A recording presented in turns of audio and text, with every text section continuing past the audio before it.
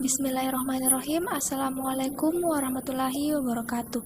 Perkenalkan, saya atas nama Dwi Anggraini, NIM 612620220013, Fakultas Ekonomi dan Bisnis Islam, Program Studi Perbankan Syariah.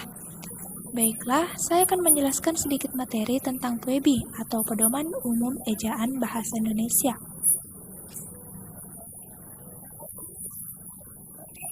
Pertama, apa itu PUEBI? PUEBI atau singkatan dari Pedoman Umum Ejaan Bahasa Indonesia adalah pedoman yang digunakan secara resmi dan formal dalam penulisan bahasa Indonesia. Pedoman tersebut berisi aturan dalam penggambaran bunyi suatu kata atau kalimat dan penggunaan tanda baca. Seberapa penting sih PUEBI itu? Untuk mempelajari PUEBI ini sangatlah penting, karena PUEBI menjadi bagian tertib ilmu yang seharusnya dipatuhi agar bahasa Indonesia menjadi bahasa kebanggaan. Jadi, sudah seharusnya penggunaan PUEBI diindahkan dengan baik dan benar dalam surat menyurat, karya tulis, naskah buku, dan yang lain-lainnya. Kemudian, apa sih manfaat mempelajari PUEBI? Manfaat mempelajari PUEBI adalah untuk menghargai sebuah bahasa negara sendiri, melestarikan bahasa persatuan, dan mempersiapkan diri untuk menjadikan salah satu tertib ilmu yang seharusnya dipatuhi agar bahasa Indonesia tetap menjadi bahasa kebanggaan negara. Kemudian, adapun hal-hal yang harus dipelajari dalam PUEBI yaitu yang pertama, pemakaian huruf, yang kedua, penulisan kata, yang ketiga, pemakaian tanda baca. Yang pertama yaitu pemakaian huruf. Dalam pemakaian huruf terdapat beberapa poin penting yang harus kita pelajari. Di antaranya itu yang pertama, huruf abjad. Huruf abjad merupakan kumpulan huruf berdasarkan urutan yang melambangkan bunyi untuk menuliskan suatu bahasa. Umumnya, huruf abjad berjumlah 26 yaitu A sampai Z. Yang kedua, yaitu huruf vokal. Huruf vokal atau huruf hidup adalah suara di dalam bahasa lisan yang diciri khaskan dengan pita suara yang terbuka, sehingga tidak ada tekanan udara yang terkumpul di atas glotis. Adapun yang dimaksud huruf vokal yaitu tanda yang bercetak tebal pada layar PowerPoint. Yang ketiga yaitu huruf konsonan. Huruf konsonan atau huruf mati adalah fonem yang bukan vokal dan dengan kata lain direalisasikan dengan obstruksi. Jadi, aliran udara yang melewati mulut dihambat pada tempat-tempat artikulasi. Adapun yang dimaksud dengan huruf konsonan yaitu huruf yang tidak termasuk dari huruf vokal. Contohnya yaitu pada huruf yang tercetak bold pada layar PowerPoint pada bagian huruf konsonan. Itulah contoh-contoh huruf yang terdapat dalam huruf konsonan. Selanjutnya yaitu huruf diftong. Huruf diftong adalah gabungan dari dua huruf yang menghasilkan bunyi rangkap. Di dalam bahasa Indonesia, diftong dilambangkan dengan ai, au, dan oi. Itulah contoh dari huruf diftong yang tercetak tebal. Selanjutnya yaitu gabungan huruf konsonan. Gabungan huruf konsonan adalah huruf konsonan yang terdiri dari dua konsonan yang bergabung dan melambangkan satu bunyi konsonan. Contohnya huruf K yang digabung dengan huruf H dan bisa dipakai pada kata khusus dan banyak kata lain yang bisa dipakai dengan gabungan-gabungan kata. Selanjutnya yaitu huruf kapital. Huruf kapital adalah huruf besar yang dipakai sebagai unsur pertama kata pada awal kalimat dan keadaan-keadaan tertentu lainnya yang diharuskan untuk menggunakan huruf kapital sebagai awalan kata. Selanjutnya yaitu huruf miring. Huruf miring adalah huruf yang tercetak miring atau dalam terminologi tipografi disebut italik. Huruf italik ini biasanya digunakan untuk memberikan penekanan pada sebuah kata. Di samping itu, berbagai huruf tersebut juga dipakai untuk menunjukkan sebuah istilah atau kata yang berasal dari bahasa asing. Selanjutnya yaitu huruf tebal. Huruf tebal digunakan untuk menegaskan bagian tulisan yang sudah ditulis miring. Huruf tebal biasanya dipakai dengan tanda baca bold. Yang kedua yaitu penulisan kata.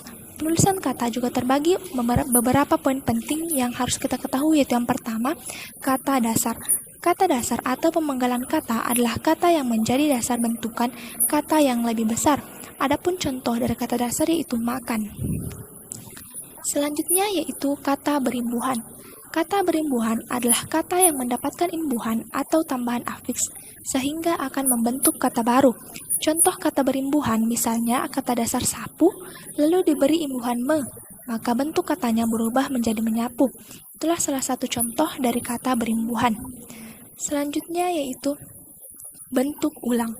Bentuk ulang adalah bentuk kata yang diperoleh melalui proses reduplikasi atau pengulangan, baik secara keseluruhan, sebagian, maupun perubahan. Contohnya yaitu sayur mayur, bolak-balik, lauk pauk, dan masih banyak lagi yang lainnya. Seperti yang selanjutnya yaitu gabungan kata. Gabungan kata atau adalah gabungan morfem dasar yang mana seluruhnya memiliki status sebagai kata dengan pola fonologis, gramatikal, serta semantis yang khusus sesuai kaidah bahasa yang bersangkutan. Selanjutnya yaitu pemenggalan kata. Pemenggalan kata adalah proses pemenggalan atau pemotongan kata sehingga kata bisa dituliskan dan dilafalkan atau dieja dengan baik. Selanjutnya yaitu kata depan. Kata depan memiliki posisi di depan sebelum kata benda, kata kerja, dan kata keterangan lainnya. Kata depan seperti di, ke, dan dari. Adapun contoh dari kata depan yaitu di luar, di siang hari, dari Surabaya, dan masih banyak lagi contoh yang lain-lainnya bisa kita ketahui. Selanjutnya yaitu partikel. Partikel adalah sejenis kata tugas yang memiliki bentuk khusus, yaitu sangat ringkas atau kecil dengan fungsinya tertentu. Beberapa kata yang termasuk kata partikel yaitu lah, kah, tah, pun, dan per. Contoh kalimatnya yaitu kami pun turut bersedih atas kepergian beliau. Selanjutnya yaitu singkatan dan akronim. Singkatan adalah suatu gabungan dari beberapa suku kata menjadi satu kalimat, sedangkan akronim adalah gabungan dari beberapa kalimat menjadi satu. Kemudian angka dan bilangan. Angka terbagi atas dua, yaitu angka Arab dan angka Romawi, yang sangat lazim dipakai sebagai lambang bilangan atau nomor. Contoh angka Arab dan angka Romawi terdapat pada layar PowerPoint di atas. Kemudian bilangan merupakan kumpulan angka yang menempati urutan dari kanan sebagai nilai satuan, puluhan, ratusan, ribuan, dan seterusnya. Selanjutnya yaitu kata ganti. Kata ganti adalah jenis kata yang menggantikan nomina atau frasa nomina. Contoh dari kata ganti yaitu dia, saya, kami, Anda, ini, mereka, dan itu. Itulah contoh-contoh dari kata ganti. Selanjutnya yaitu kata sandang. Kata sandang adalah kata yang tidak memiliki arti, tapi menjelaskan nomina atau kata benda. Contoh dari kata sandang ini yaitu si, sang, dan kaum. Kemudian selanjutnya yaitu pemakaian tanda baca. Pemakaian tanda baca juga terbagi atas beberapa poin penting yang harus kita ketahui. Yang pertama yaitu tanda titik. Tanda titik adalah tanda baca yang digunakan untuk menandai akhir dari sebuah kalimat dalam berbagai bahasa. Contoh tanda titik seperti pada tanda bold yang di atas. Tanda koma. Tanda koma ini sering digunakan sebelum kata penghubung, seperti tetapi, melainkan, dan sedangkan. Dalam kalimat majemuk pertentangan, misalnya, saya ingin membeli kamera, tetapi uang saya belum cukup. Disitulah letak kita memberikan tanda koma pada setelah kata kamera. Selanjutnya yaitu tanda titik koma. Tanda titik koma digunakan untuk memisahkan bagian-bagian perincian dalam kalimat yang sudah menggunakan tanda koma. Misalnya, ibu membeli buku, pensil, dan tinta. Kemudian dipakailah tanda titik koma, baju, celana, dan kaos. Selanjutnya yaitu tanda titik dua. Digunakan pada akhir suatu pernyataan lengkap yang langsung diikuti perincian atau penjelasan dalam suatu kata. Selanjutnya yaitu tanda hubung. Tanda hubung digunakan untuk menghubungkan dua kata atau memisahkan dua suku kata. Misalnya, digunakan untuk menyambung tanggal, bulan, dan tahun yang dinyatakan dalam angka. Selanjutnya yaitu tanda pisah. Tanda pisah contohnya yaitu pada layar PowerPoint bisa dilihat dipakai untuk membatasi penyisipan kata atau kalimat yang memberi penjelasan di luar bangun kata. Selanjutnya itu tanda tanya. Tanda tanya ini juga sering digunakan untuk menandakan akhir kalimat pada kalimat pertanyaan agar kita bisa dapat membedakan bahwa suatu kalimat itu menandakan pertanyaan atau hanya suatu pernyataan. Selanjutnya yaitu tanda seru. Tanda seru digunakan untuk ungkapan atau pernyataan yang berupa seruan atau perintah yang menggambarkan kesungguhan, ketidakpercayaan, atau emosi yang kuat. Contohnya dilarang masuk.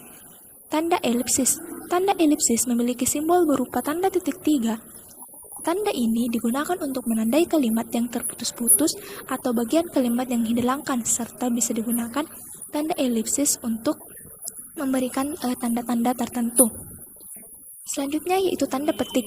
Tanda petik digunakan untuk mengapit istilah ilmiah yang jarang dikenal atau kata yang mempunyai arti khusus. Contohnya, wartawan tidak boleh menerima amplop. Kata amplop diberi tanda petik karena memiliki makna khusus yang harusnya kita ketahui apa arti dan maksud tujuan dari kata amplop tersebut. Selanjutnya yaitu tanda petik tunggal. Tanda petik tunggal digunakan untuk mengapit petikan yang terdapat dalam petikan lain.